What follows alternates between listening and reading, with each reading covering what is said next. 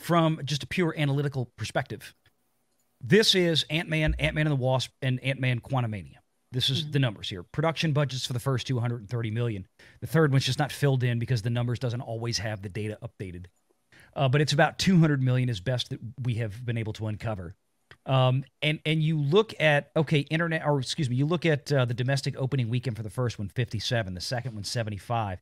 You get to the third one, 106. Oh, it's grown. Of course, you have to take into account that ticket prices have gone up about 35% since the last Ant-Man movie. And Valiant, I think we looked into this, and the audience size was actually smaller when you brought inflation in. This is the problem right here. International. This is where it's fallen apart. And I had not seen that yet. This is where the movie has tanked. And I said it in the video earlier today that the domestic box office for Ant-Man and the Wasp is probably going to be okay. And I mean okay, like as it's Ant-Man okay. It's probably going to be around that same $216 to $220 million maybe by the end of its run. That's updated. The 167 includes today. The 160 international does not include the international box office this weekend. It's a little bit higher. But it is not going to go 2x from here. It's not going to double it to 400 million like the last one. And what did we keep hearing for months? That I said, bull, this is not going to work. Well, if we just get China back. Yeah. Well, you got China and you still suck it. I mean, that's it. You got the market back that you said, we got to have China. We got to get this back. This is how we're going to save the MCU. We just get the Chinese box office back in there. No, bro. Isn't Marvel usually at least 50-50, but usually 60-40 international? 55-45-ish, yeah. Yeah, this is horrible. Oh, it's bad. This is like we said before, a funeral procession. Look at that drop. That's even I'm seeing this. I'm like, that's bad. Yeah, if I go over here and I bring in, let me go back to Nancy Tartaglione's article, and you can see here. Okay, so the total cum now is 196 through the weekend is the estimates for the international box office for this. 196. So it's about what I said is that yeah. So that's kind of where we're at. And there's just not enough life left in this. It's not going to reach profitability. It bodes ill for the rest of the MCU going forward. And we had questions earlier about what's worse, right? Is this worse or is Star Wars worse? Which one is more dead at this point? Well, this is the Obi-Wan of the Marvel Universe. No offense to Obi-Wan lovers out there, but I think that falls into place right there. Yeah. Sad and waiting in a desert. Yeah. Figuring out why didn't I just go around the fence? Yes. Well, it looks like now that the international box office has now been updated. I just hadn't refreshed it before, but there you go. We're at 363 million. It's got about another. I think it's got another 150 to 200 in the tank, and that is it. And that might be generous.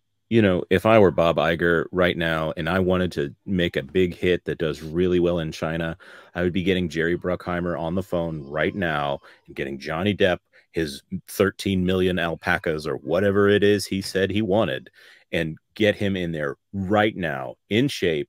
I mean, he's already kind of in shape. I mean, I'm not ragging on Johnny Depp, but my goodness, if you want to pull China numbers, you have to get Pirates of the Caribbean going again. Yeah, I mean, isn't it funny though?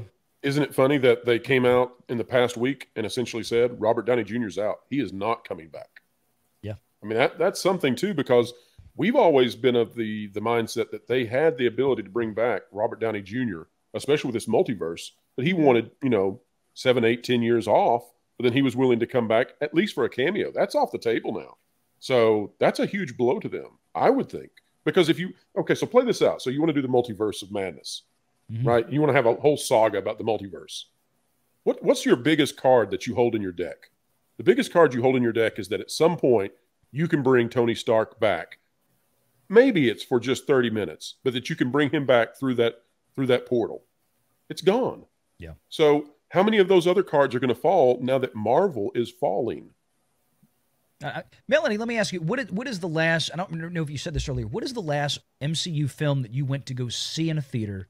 Or what was the one that you got most excited about? In a theater, I think the last one this is hard to fully remember, but the last That's I how bad remember the MCU actually, is. I know, can't remember it. Endgame, I think, is the last one I went to the theaters for. I could be wrong, but that's just what. Oh, Spider-Man. Yeah. Okay. It was the latest Spider-Man. Far From Home, No Way Home, whichever one. Okay. That was the last one that I remember of actual MCU or Marvel stuff, because it's just like, I don't know, they've crapped the bed a lot, and at this point I just feel like for me to actually leave the comfort of my home and want to sit in a theater for something, like it needs to be something I'm excited about, something I'm hyped for. And Marvel just hasn't been that for me in a little while. Yeah. I mean, that's been the problem with them for some time, is that audience has just fallen apart. And that's been one of my main concerns. Renegade on